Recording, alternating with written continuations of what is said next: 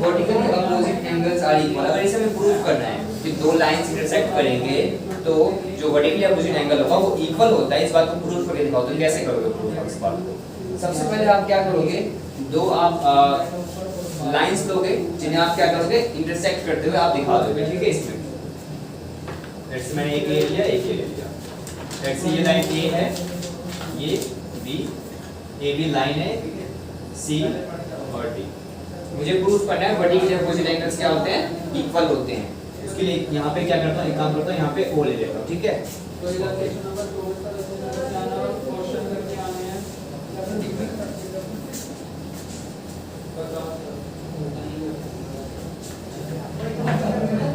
तो इसमें हमें टू प्रूफ, मतलब क्या प्रूफ करना है उस चीज को मेंशन करता हूँ। मैं एक काम करता हूँ, अगर मैंने ये एंगल और ये एंगल इक्वल प्रूफ कर दिया तो हो जाएगा ना प्रूफ कि वर्टिकल अपोजिट एंगल इक्वल होता है, ठीक है। तो टू प्रूफ पे मैं लिख लेता हूँ angle A O C equal to angle D O B, ठीक है ना। ये मुझे प्रूफ करना है, मान लो। तो ये वर्टिकल अपोजिट एंगल प्रूफ कर दिया मैंने, तो ये जो थ्योरम है 6.1 ये प्रूफ हो जाएगा, ओके। ठीक है, प्रूफ स्टार्ट करते हैं। ओके, तो प्रूफ कैसे स्टार्ट करेंगे, ध्यान देना, बिल्कुल ध्यान देना।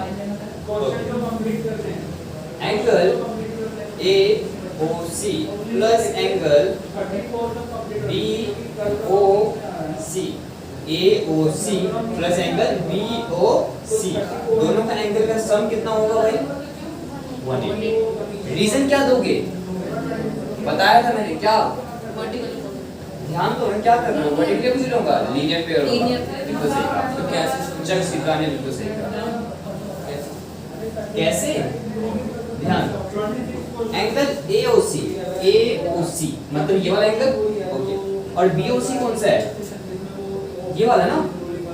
तो ये दोनों एंगल कहाँ है, ए बी लाइन पे है, इसे लीनियर पेयर बोलूंगा मैं। और लीनियर पेयर वाले एंगल्स क्या होते हैं, उनका सम एक ही लाइन 180 होता है। मतलब जितने भी एंगल बन रहे हो एक ही लाइन पे, उन सब का एंगल का सम कितना बोलोगे आप, 180, उनका सम 180। और इसे क्या कहेंगे हम, लीनियर पेयर। बहुत बढ़िया, इतनी बात समझ में आ गई। ओके, इसे मैंने ना इक्वेशन फर्स्ट ऐड कर दिया, इक्वेशन फर्स्ट है, ओके, समझ में आ गई इतनी बात। एंगल बी जाओ, हाँ, B O C, angle B O C plus angle D O B plus angle D O B, दोनों का सम 180। क्या रीजन दूं, ये भी लीनियर पेयर है भाई, देखना, बी ओ सी और डी ओ बी, मन यहाँ ध्यान दो, बी ओ सी ये वाला एंगल और डी ओ बी ये वाला, दोनों किस किस कौन सी लाइन पे आ रहा है, BC पे ना। तो ये भी एक लीनियर पेयर है, ये भी एक लीनियर पेयर है। इसे मैंने दूसरा इक्वेशन मान लिया, समझ में आ गई थी बात। देखो, अगर दोनों इक्वेशन आप ध्यान दें तो कौन सा साइड इक्वल है, सेम है, राइट साइड। देखो, इसका राइट साइड 180, इसका राइट साइड 180। अगर इन दोनों का सम 180 है, इन दोनों का सम भी 180 है, इसका मतलब ये दोनों इसके इक्वल है ना। हाँ है भाई, दोनों का सम 180 है। समझ में आ रहा है बात। जैसे सुनो, मनन अर्णव के इक्वल है और अर्णव मेरे इक्वल है मान लो, तो इसका मतलब मनन भी तो मेरे इक्वल हो गया। समझ रहे हैं इतनी बात, भूमिका, ठीक है। अब मैं यहाँ लिख सकता हूँ, from equation first and second we get angle AOC plus angle BOC, ये पूरा का पूरा एंगल किसके इक्वल, इस वाले के इक्वल हो जाएगा, BOC प्लस एंगल DOB। इतनी बात समझ में आ गई। From first and second equation से क्या हुआ, क्योंकि इनका सम 180 था, इनका सम भी 180 था, तो दोनों आपस में क्या हो गए, इक्वल हो गए, ठीक है। इतनी बात क्लियर हो गई। अब ध्यान दो, दोनों में कुछ सेम दिख रहा है, BOC, तो ये भाई कट हो जाएंगे और आपका फाइनल रिजल्ट ये वाला आ जाएगा। देखो, angle AOC equal to angle DOB, hence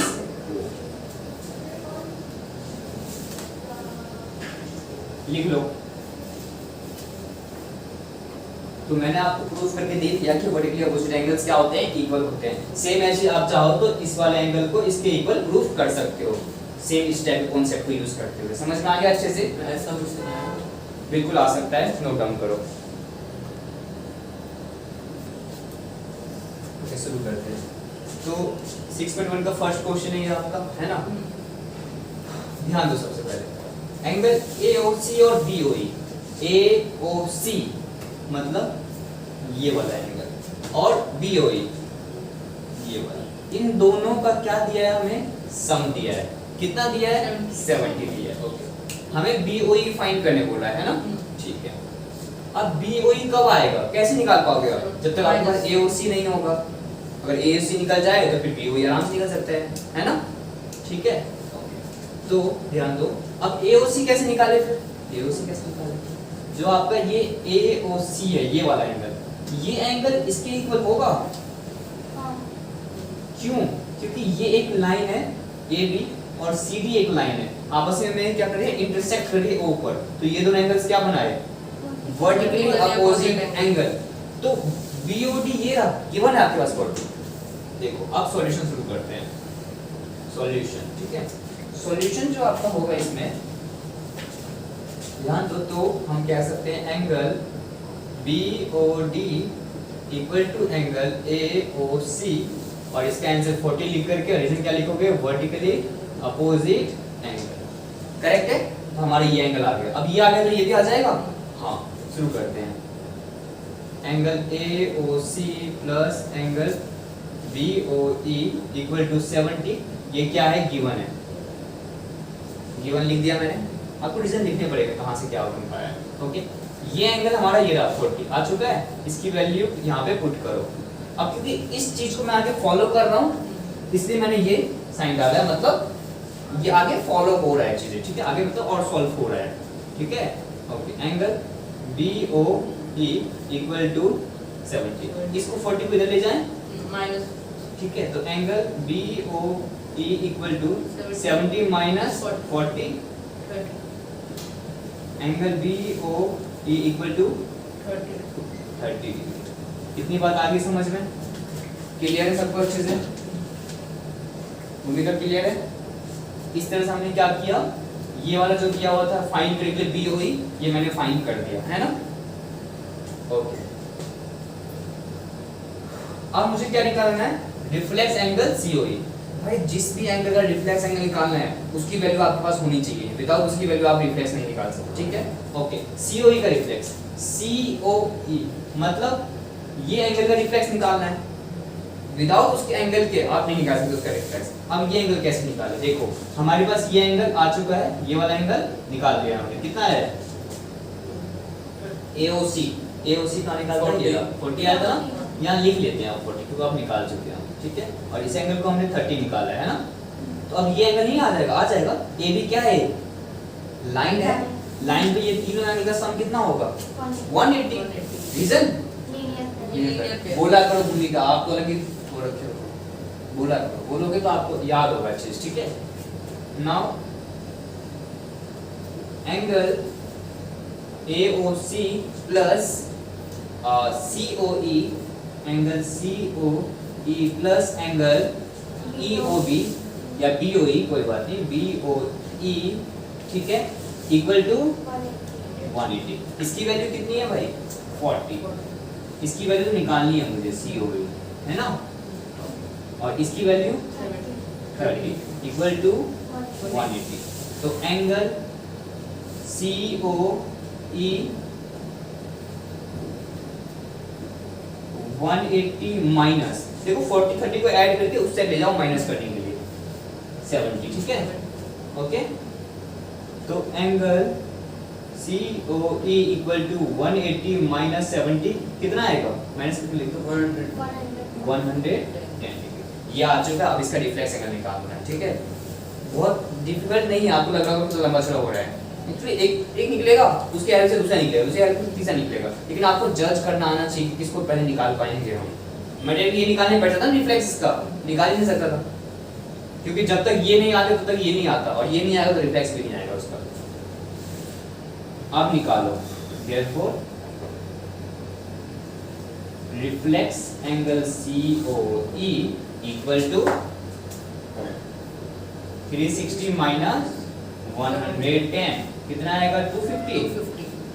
ठीक हो गया काम हमारा, बस निकल गए। ये दोनों निकले, एक एक्स्ट्रा भी निकला है, ये निकालना पड़ा एक्स्ट्रा, विदाउट उसके वो निकलता नहीं है इसमें हमारे सारे एंगल सारे। अब ये मेरा काम कम है, आपने एक्स्ट्रा कर दिया था, आपने मिसाल तो इस एंगल से चले गए थे, जरूरत नहीं है ना, हो गया। आपने यहाँ तक काम किया ही था ना, उसके बाद हमने वो निकाले जिसका रिफ्लेक्स निकालना है, वो निकाला और उसका रिफ्लेक्स निकाल दिया। नोट डाउन करो, ऐसे होगा, ठीक है। आपने अच्छी कोशिश की है, कोई बात नहीं। मेन इंपॉर्टेंट ये है कि आपको कोशिश करना जरूरी है, और जो कि आप करके लाए होंगे, जो भी करके लाए हैं अच्छी बात है, ठीक है। कंटिन्यू कर लो।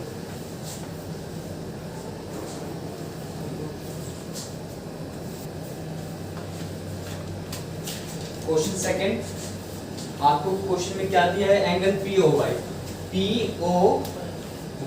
कितना दिया है 90 दिया है, और AB जो एंगल है, जो दो एंगल्स हैं, ये A वाला और ये B वाला, इनका क्या दिया है, इनका रेशियो दिया है। इनके बीच में क्या रेशियो है, 2:3 है इनके बीच का, ओके। लेट्स देखो, अगर एंगल A की वैल्यू 2 डिग्री होगी तो एंगल B कितना होगा 3 होगा। अगर एंगल A की वैल्यू 10 डिग्री होगी तो एंगल B की वैल्यू 30 डिग्री होगी। रेशियो 2:3 का चलेगा उनके बीच में, ठीक है। और फाइंड C करना है, ठीक है, ओके। C फाइंड करना है। अब C फाइंड करने में या तो हमें एंगल B निकालना पड़ेगा, क्यों, क्योंकि C और B का आपस में क्या है, सीधी लाइन है ना, यूनिट पेयर यूज हो जाएगा। और एक तरीका ये हो सकता है कि एंगल A और ये 90 का ऐड करेंगे तो C के इक्वल होगा, वर्टिकली हो जाएगा। बहुत बढ़िया, आप क्लियर हो अच्छे से, ठीक है। काम से करा वर्टिकली, ओके, ठीक है। वही मैंने कहा ना, दोनों में से कोई भी मेथड यूज कर सकते हैं। मैं B निकालने को C निकाल दूंगा, ठीक है। एक बात ध्यान दो, हमें मैं ये कह सकता हूं कि angle A plus angle B equal to 90। बोलो हाँ या ना, क्यों, क्यों, क्योंकि ये 90 है तो ये वाला दोनों एंगल का सम 90 तो होगा। चलो इसको डिटेल में करवा देता हूँ, कोई बात नहीं। ये समझ नहीं आया 90 का, आ गया।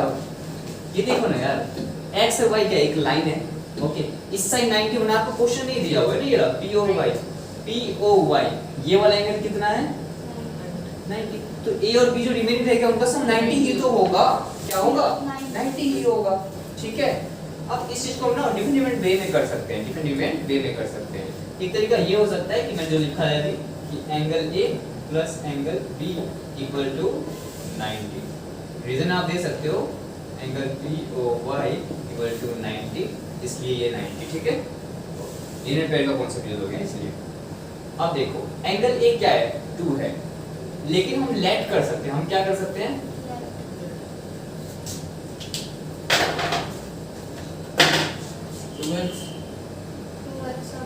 सॉल्यूशन में ना लेट कर सकते हैं कि angle A equal to 2x। जो भी आपका ये होता है ना रेशियो में होता है, उनको आप लेट x के अकॉर्डिंग कर सकते हो, और इसे हमने 3x लेट कर दिया। तो एंगल A हो गया हमारा 2x plus 3x equal to 90, और 2x plus 3x 5x equal to 90। x की वैल्यू कितनी आएगी, 5 से डिवाइड कर दो, 18 आ जाएगी। अब इस हेल्प से हम दोनों एंगल्स फाइंड कर सकते हैं। Angle A equal to 2 into 18 मतलब 36, एंगल A की वैल्यू 36, और angle B equal to 3 into 18 54। दोनों एंगल्स आ गए, और हमारा मेन मकसद तो एंगल C था ना, तो अब आ जाएगा एंगल B और एंगल C का रिलेशन देखिए यूनिट पेयर का। यहाँ पे angle B plus angle C equal to 180 linear pair, ठीक है। और एंगल B कितना है 54 डिग्री है, कितना है 54। तो एंगल C इक्वल टू 180, 54 को इससे ले जाओ, angle C equal to 180 minus 54, ठीक है। तो एंगल C कितना आएगा 126।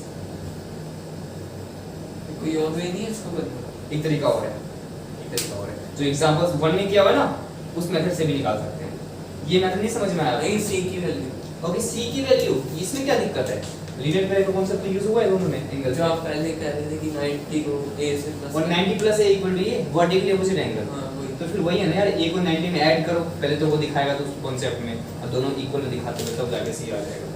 मतलब angle c equal to angle a plus 90। वो भी सही होगा। वो भी सही होगा। आप लिखो, पता है कैसे लिखोगे? आप लिखोगे angle c equal to angle a plus 90, और रीजन क्या लिखोगे ब्रैकेट में? Vertically opposite angle. फिर एंगल एक और नेक्स्ट स्टेप में एंगल a की वैल्यू पुट करके सम करके आपका एंगल c आ जाएगा। वो एक मेथड और एक मेथड लीनियर पेयर का, ठीक है? वो कर लेना यार, तुम्हारी मर्जी है, वो तुम्हारी मर्जी है। और ये जो हमने किया ना, इससे भी इजी काम हो सकता था। x ना निकाल के डायरेक्ट हम एंगल a निकाल सकते थे, एक मेथड और हो सकता था। जो आपका एंगल a है ना, एक चीज और सुनो, जो एंगल a है वो क्या है रेशियो में, ये बताओ। 2 है ना? रेशियो में 2 ही है ना? ओके। और दोनों को मिला करके 5 इसे नीचे लिख लो into 90। क्यों भाई 90 into में क्यों लिया मैंने? एक्चुअली 90 इसलिए लिया क्योंकि दोनों मिलके कितना बना रहे हैं? 90। एग्जांपल फर्स्ट में जो दो रेशियो दिए थे ना, वो दोनों मिलके 180 बना रहे थे, इसलिए वहां पे 180 इंटू किया हुआ है। अगर आप एनसीईआरटी का देखो एग्जांपल फर्स्ट जो आपने अटेंड किया है, वहां पे इंटू में 180 किया गया है। हां, इंटू में 180 किया है, देखो चेक करो। वो इसलिए किया है क्योंकि उन दोनों एंगल्स के बीच में रिलेशन है लीनियर पेयर वाला, 180 का सम वाला रिलेशन है ना? और यहाँ पे a और b का क्या रिलेशन है मनन? इन दोनों का क्या रिलेशन है? दोनों का सम 90 है, इसलिए इनटू में 90। अब इसको सॉल्व कर तो एंगल आ जाएगा। मतलब x का कांसेप्ट लिया है हमने, वो भी तरीका हो सकता है आपका, ठीक है? ये कितने में कट होगा? 18 टू जा आ गया एंगल, नॉर्मली आ गया। ऐसे भी कर सकते हो आप, इसमें कोई दिक्कत नहीं है। इसका सम 90 है यार एंगल a और b का, a और b जो एंगल है उनका रेशियो दिया हुआ है 2:3। इनका सम क्या है इस क्वेश्चन में? 90 है। तो आप इस कॉन्सेप्ट को यूज कर सकते हो चाहो तो। 3/5 आएगा, इंटू में 90 आएगा। सॉल्व करोगे तो 54 आ जाएगा। तो ये भी कर सकते हैं, और ये वाला मैं लंबा सा लग रहा है x फाइंड कर रहे हैं। वही मैं कह रहा हूँ मेथड्स 2 हो गए यहाँ, ठीक है? नोट डाउन करो जो आपको सही लगे। क्वेश्चन थर्ड में आपको गिवन दिया है कि एंगल PQR ये वाला एंगल, ओके, इक्वल किसके है? PRQ के। ये जो एंगल है ये इसके इक्वल है, क्वेश्चन में आपको दिया हुआ है। प्रूफ करना है आपका ये वाला एंगल PQS ये एंगल, ये बाहर का जो है एक्सटीरियर PRT के इक्वल है, PRT के ये इक्वल है। प्रूफ करना है, कैसे करेंगे ध्यान देना। सबसे पहले ये जो एंगल्स दिए हैं इनको 1 2 3 पर लेट कर लेते हैं, लिखना ज़्यादा नहीं पड़ेगा, कम से कम लिखे हुए काम होगा।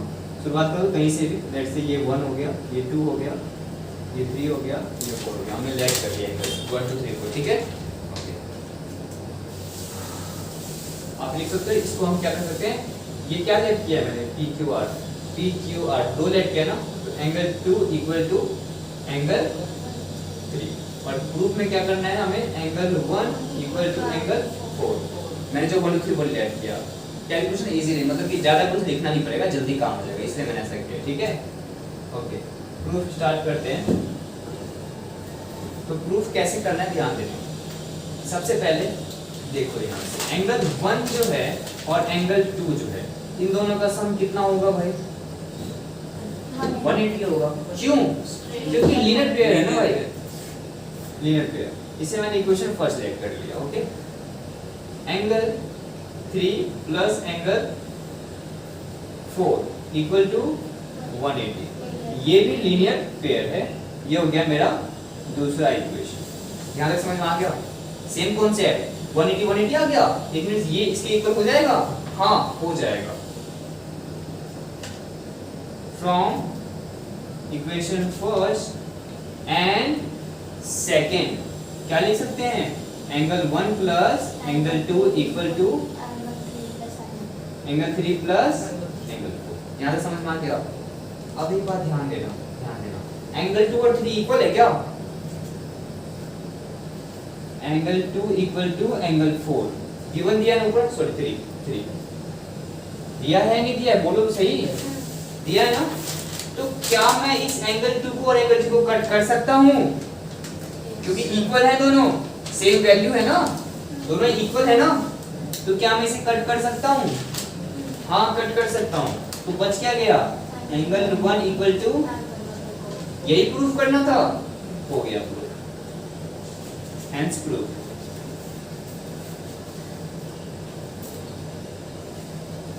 समझ में आ गया अच्छे से? सर ये कहाँ पे लिखा है?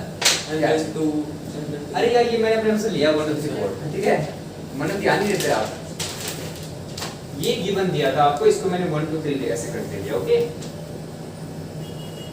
ध्यान दो, ये 1 2 3 4 बताइए क्यों लिया हूँ, मतलब पी क्यू आर बार बार लिख के ना ज्यादा टाइम लगता है, एक्सपेरिमेंट ज्यादा करना पड़ जाता है। प्रूफ वाले क्वेश्चन ऐसे 1 2 3 4 एंगल आप लेट कर सकते हो, ठीक है, और फिर आप ऐसे करके आप जल्दी काम हो जाएगा इसमें, ये लेट करने के बाद।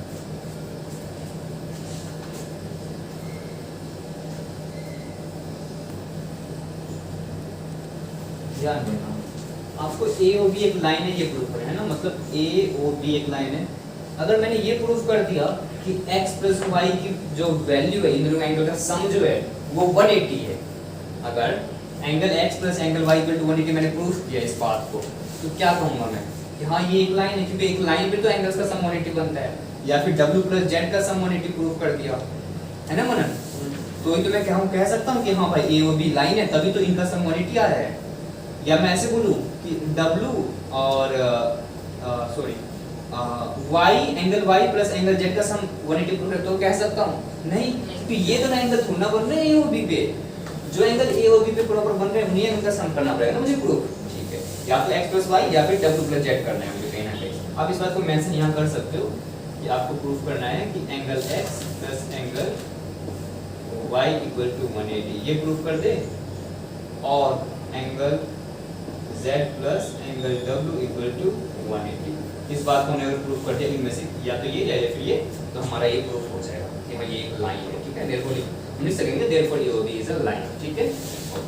प्रूफ की बात करते हैं शुरू। सबसे पहले ध्यान दो, angle x plus angle y, ठीक है, और angle plus angle w plus angle z, इन चारों का सम कितना होगा?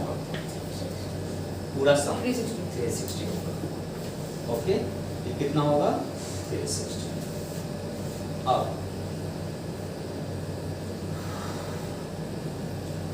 आपको क्या गिवन है? x प्लस वाई, जो ये x प्लस वाई का है टर्म है, इसको अभी ऐसे ही ले लेते हैं। ये जो x प्लस वाई है किसके इक्वल है? w प्लस z के ना, मतलब angle w plus angle z किसके इक्वल है? इन दोनों का सम x प्लस वाई के ना, तो इसके जगह पे हम लिख सकते हैं, इसकी जगह पे हम लिख सकते हैं कि angle x plus angle y। ये समझ में आ गया? इस दोनों एंगल का सम कितना गिवन है? x प्लस y ना, इसमें मैंने यहाँ लिख दिया, ठीक है। अब देखो एंगल x और एंगल x का सम करें कितना आएगा? 2 एंगल x, और एंगल y और एंगल y का सम करेंगे तो 2 एंगल y इक्वल टू 360। यहाँ तक समझ में आ गया? दोनों में से 2 कॉमन ले लो, तो angle x plus angle y equal to 360। इस 2 से 360 कट होगा, angle x plus angle y equal to 180। इनका सम 180 आ गया। आप क्या लिखोगे? देयरफॉर या फिर हेंस, ये आ गया ना, hence AOB is a line. बात समझ में आ गई? लास्ट में लिखना जरूरी है लाइन, ठीक है। तो आपका ये क्वेश्चन हो गया कंप्लीट।